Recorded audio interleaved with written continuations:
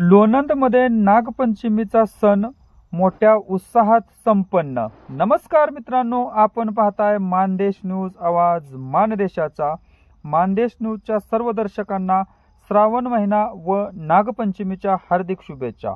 लोणंद शहरामध्ये आठवडा बाजाराच्या प्रांगणामध्ये आज 29 जुलै रोजी सकाळपासून गर्दी जमू लागली। नागदेवतांच्या प्रतिमेचे दर्शन रांगेमधून घेतले जाते। या प्रांगणामध्ये खेळणी, छोटी मोठी पाळणा, खाद्यपदार्थ, विविध दुकाने थाटले आहेत। या नागपंचमी सणानिमित्त पतंग उडवणारी तरुण मुले यांनी आकाशामध्ये उंचच उंच पतंग सोडले। हे पाहण्यासारखे दृश्य होते। विविध रंगाच्या साड्या, सासूरवाशीन स्थानिक महिला विविध वेशभूषेच्या साड्या परिधान करून नटून थटून या ठिकाणी आल्या। जिम्मा फुगडी, फेर आदी सांस्कृतिक कार्यक्रम साजरे केले। लोणंद पोलीस ठाण्याचे सहाय्यक पोलीस निरीक्षक सुशील भोसले यांनी चोख बंदोबस्त ठेवला होता।